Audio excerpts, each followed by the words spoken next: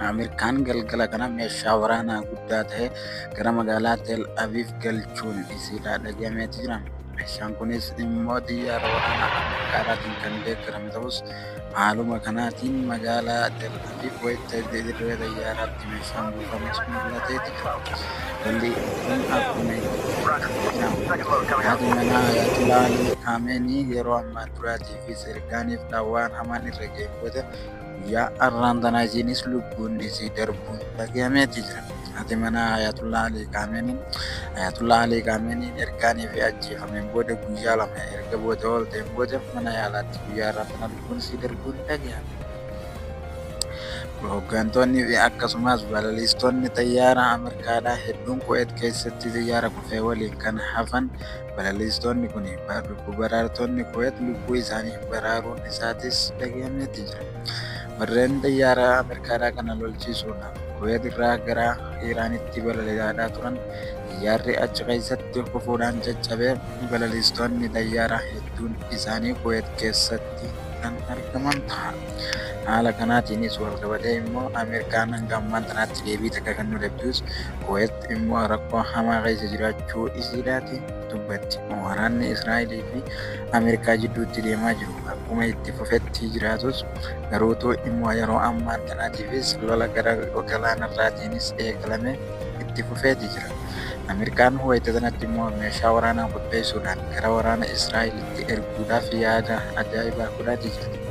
Kunis sodaa guddaa Iraan irraa qaban ta'uu isaatiin mul'isa. Dhiyeenya kanaatiif iddoowwan waraanaa Ameerikaadhaa ta'an mara Kuweetii fi Dubaay akkasumas Oomaan, Suudi Arabiyaa fi mara keessatti kan haleelaa turan xiyyaarri waraanaa Ameerikaadhaa kan balali'aa achirra deemu kufuudhaan wayita inni achirratti immoo caccabutti paayiletonni kunneen guutuun achirratti qabamu. Balaliistonni xiyyaaraa kunneen osoo inni lubbuun isaanii achirratti immoo baraaramuu isaanii warreen xiyyaara kana balaliisan yeroo hedduudhaaf kan nama lamaa sadii tokko jechaa turan namoota hedduu Kuwait keessatti argaman booda itti gaafatamaan waraana biyyattii ibsa gara isaanii laafatan kan deebee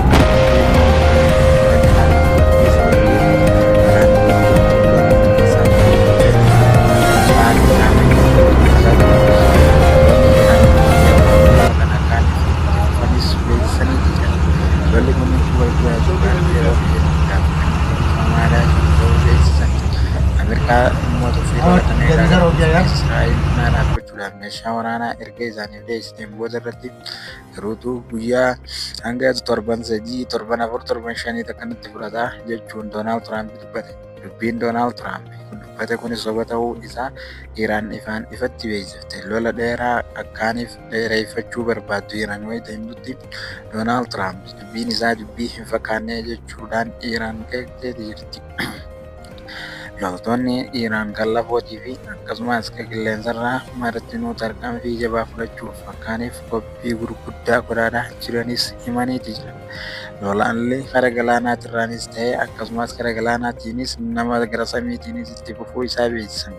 Israa'el immoo gara kanaatiin ergaaniif meeshaa waraanaa gargaarsa Ameerikaa irraa argatteenis gara Lubnaanittis meeshaa waraana isheedhaa ergachaa jirti.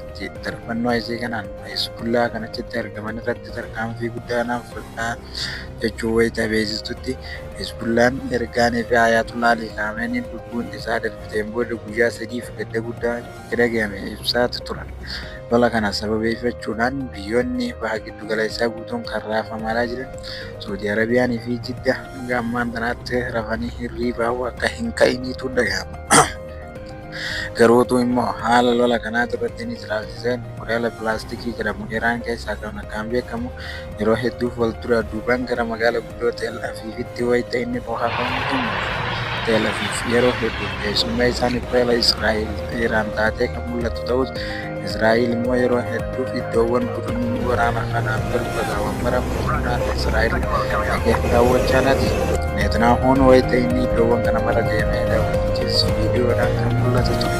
Viidiyoon immoo Netanyahuun haala hamaa keessa kan ibsu magaalaa guddoo Teel Aviiv irraa bahee magaalaa biraatti wayitaanii dargaggeessi Iraan achittis irraa hin hafu. Akkasuma jala deemuudhaan tarkaanfii iddoo inni jiru mararratti raawwachaa jira. Kanaanis dhiyeenya kanaatiinis immoo iddoo galma isaa guddaa kan inni keessa jiraatu mootummaa Israa'el sodaa guddaa ergaaniif qabaachuu isaatis beeksiseen booda meeshaa waraanaa kan Ameerikaadhaatiin biyya akka bahan miidhansiisaa Ameerikaadhaas dhiyeetu ture. Israa'el dhaamsi isiidhaa dhaamsa jabaa waan ta'eef biyyoonni Arabaa martinuu yaaddoo guddaa irraa qaban ilaalanii biyyi idil addunyaa akka nuti dhaabbatan jechuun jalqaba duraa Kuweet ibsa isii kenniteeti jirti. Kuweet immoo haala ibsa kana kennuu isiitiin qofattis iddoowwan isaanii keessatti meeshaan waraanaa adda addaa kan Nukuleeraa kan Ameerikaan qopheeffatte achi keessa kan jiru kana maraa'u wayitaanii fi Israa'elii fi Iraan jidduutti lolli kaa'ame akkaaniif tarkaanfii fudhataniif kan ifii qopheeffatanidha. Meeshaan waraanaa kan achi keessatti argamu kun immoo Israa'el yeroo hedduudhaafis wayita lolli gara Israa'elitti hammaatus Ameerikaan karaa saniin tarkaanfii ni fudhatte karaa baafattee nurra deemti jechuun tarkaanfii guddaa fudhachuun himate. Biyyoonni Arabaa immoo guutuun isaaniitu Iraan balaaleffachaa jiran.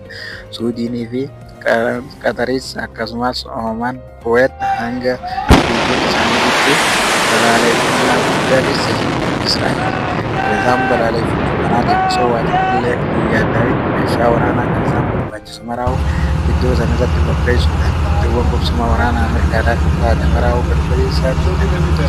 Haalli isaan ammaan kana keessa jiran kun immoo lola guddaa kan ittis fufsiisuu jechuun mootummoonni biyyoota garaagaraa kan ajaa'ibsiisaa sochochaa jiran ta'us garuu immoo Iraan gumaa keenyaas ni baafanna Ayatullah Ali Khamenei inni lubbuudhaan darbus ni jirra nutis gumaan isaatis ni kafalama jechuun dubbatan. Garuutu Kuweet keessatti taateen ganama kana ta'amee fi hedduu kan namoota hedduu ajaa'ibsiisu ture. Waraanni Israa'el yeroo hedduudhaaf gammachuudhaa fi akkasumas waan adda addaatiin beekaman biyyoota hedduu fixuudhaan Lubnaanii fi Falastiin irratti tarkaanfii fudhatan amma immoo tarkaanfiin san guutuun gara Iraanitti deebifamee jira.